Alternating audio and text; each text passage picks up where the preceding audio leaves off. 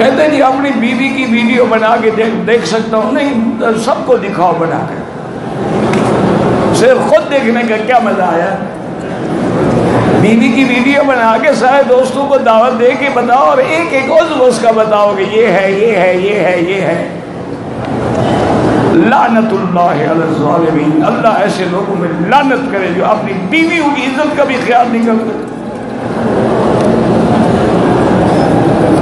پتہ ہے تمہیں کس نبی کا کلمہ پڑھا ہے؟ پڑھ لو۔ اب جناب سنیں، صحیح حدیث ہے کہ بی بی عائشہ فرماتی ہے واللہ مجھے اللہ کی قسم ہے میں نے حضور کے بدن پہ کبھی نظر نہیں ڈالی اور حضور نے میرا بدن بھی نہیں دیکھا۔ تم اس نبی کے امتی ہو اور فلمیں دیکھتے ہو۔ السلام علیکم ورحمۃ اللہ وبرکاتہ۔ یہ میرا میسج ان لوگوں کے لیے ہے جو یہ سوچتے ہیں کہ کسی کو ہنسانا جو ہے وہ ثواب کا کام ہے۔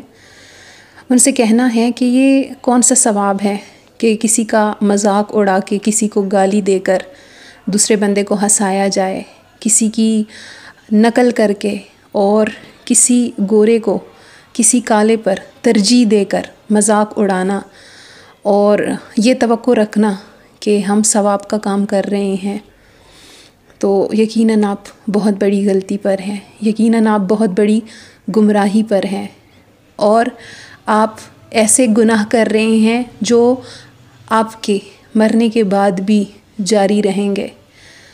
تو گناہ جاریہ کے بجائے صدقہ جاریہ کرنے کی کوشش کریں، اور کسی کو ہنسانے سے زیادہ جو ثواب کا کام ہے وہ یہ ہے کہ کسی کے ساتھ بھلائی اور نیکی کی جائے۔ جزاک اللہ۔